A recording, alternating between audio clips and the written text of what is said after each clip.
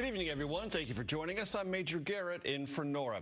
After a surprise trip to Washington, Ukraine's President Zelensky is back home tonight, hoping more U.S. military aid will soon follow. Plus, FTX founder Sam Bankman-Fried is under house arrest tonight as he awaits trial after his first court appearance in New York. But first, the biggest pre-Christmas storm in decades consumes much of the country. Winter storm warnings, blizzard conditions, and dangerous cold now forecast in more than 40 states, ranging from the Pacific Northwest to New England and as far south as Florida. Heavy snow and strong winds have already created chaos across the Midwest, bringing many communities to a frozen standstill. Inevitably, travel headaches are here, and they will multiply, aggravating this holiday season.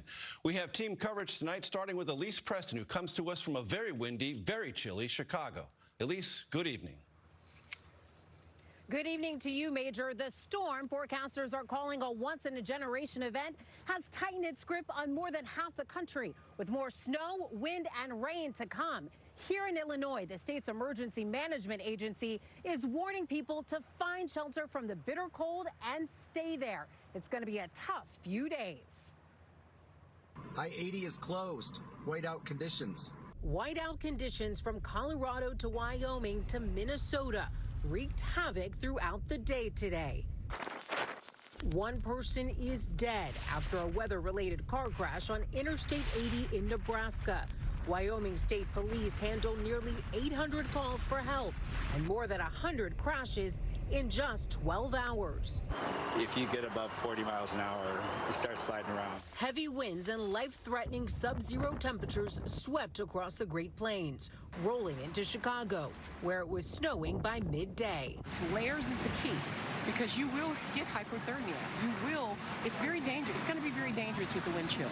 As continued its march across the country, outside of Denver, the temperature dropped 30 degrees in just 10 minutes. Even Texas has begun to experience that same frigid air, with Dallas already under a dusting of snow, with temperatures in the teens.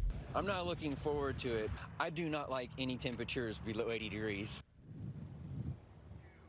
And with high winds also a factor here in the Chicago area, road and utility workers are on standby to help clear icy roads and restore power in the event of outages. Major? Preparation so important. Elise Preston, thank you.